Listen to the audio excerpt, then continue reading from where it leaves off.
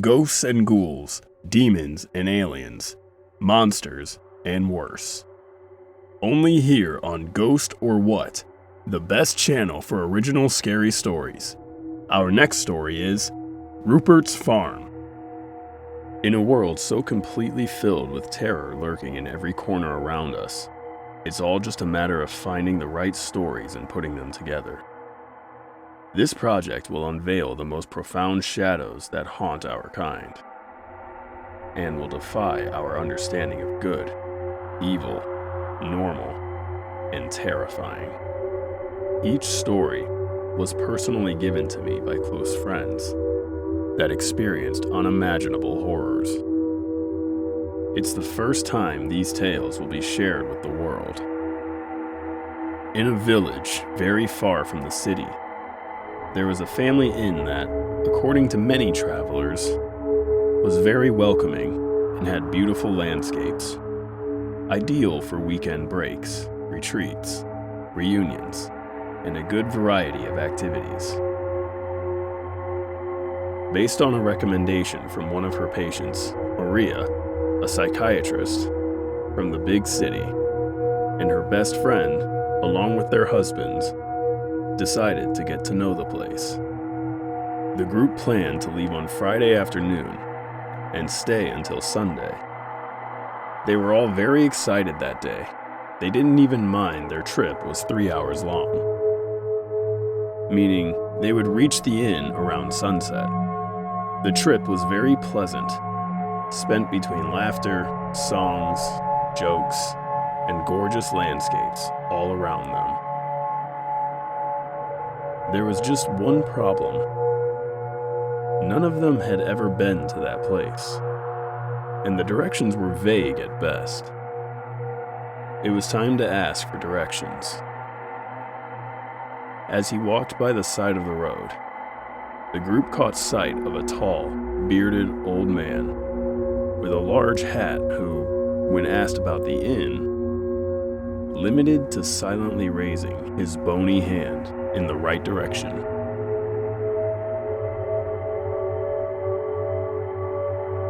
The group of friends drove away laughing at the bad manners of the old man that didn't even raise his head to look at them. They were never very good at picking up bad omens. The sun was setting. The shadows were getting longer and deeper, and the temperature was dropping. They hadn't seen any other buildings or people for a while. Regardless, not too long later, they arrived at their destination. The inn was surrounded by a beautiful and large garden, with flowers of many kinds and colors.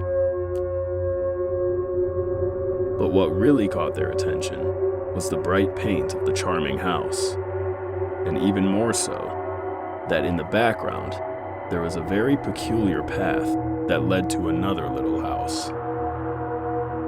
They parked their car among the bushes, and all walked together to the front of the house, where they were surprised to find the door open, and nobody was there when they entered.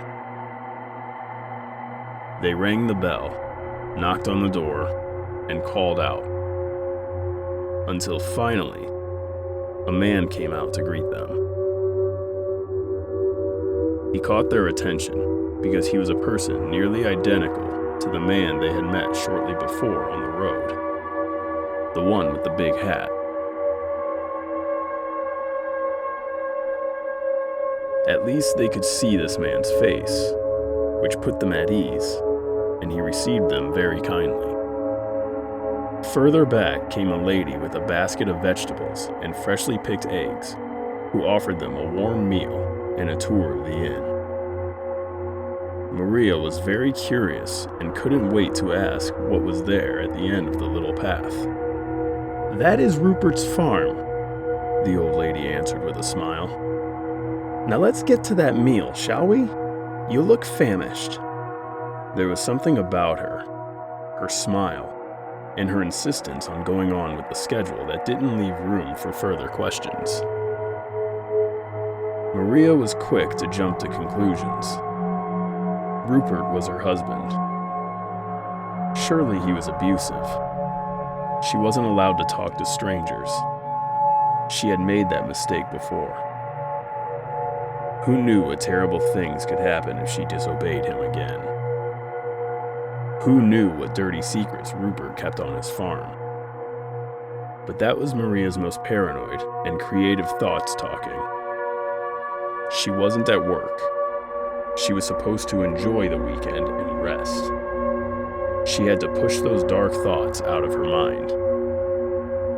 After dinner, it was time to distribute their rooms and settle down for the night. However, the group insisted they wanted to go out for a walk and see how beautiful the place was and how peaceful it turned out to be.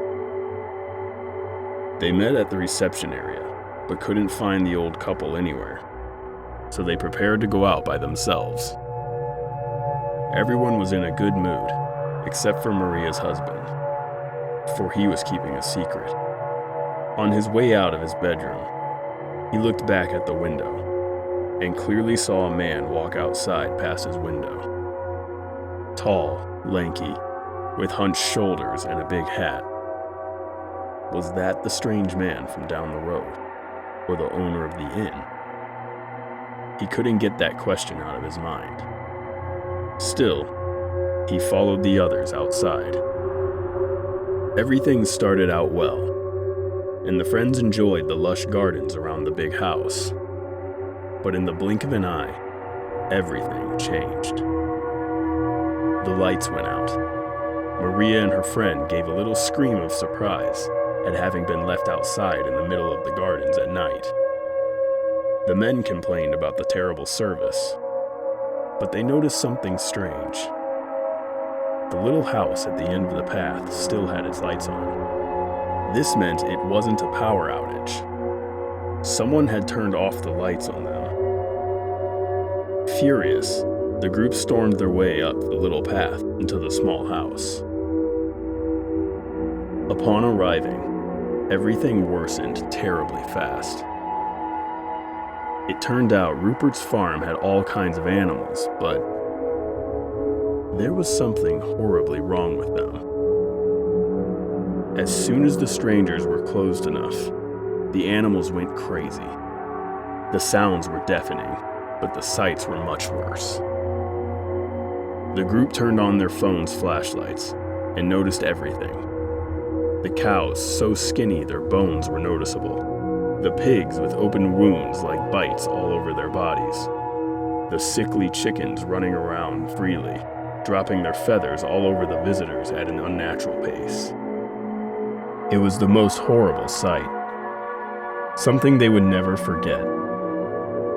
That rain of putrid feathers falling down on them. Something like a very unique circle of hell directly linked to Rupperts Farm. The entire group started shaking. They clutched each other's arms tightly, and they couldn't stop themselves from crying, sobbing freely, wondering if they had any chance of surviving. Even though they couldn't picture this turning any worse, among the chaos and terror of it all, they heard a very distinct sound. Those were human footsteps on a wooden floor. They heard a door being unlocked, a key turning, the doorknob moving, and the heavy door creaking open slowly, like the worst of omens. Finally, the door of the small house opened, and on the other side, my friends saw something they will never forget. Something that I can only compare to another story I heard from some other friends. A family that was forced to witness horrors and mysteries that would make the old and terrifying Rupert shake with fear on his horrendous farm. Did you think that was the end? The terror never ends. Subscribe to our channel to hear more horror stories, only on Ghost or What.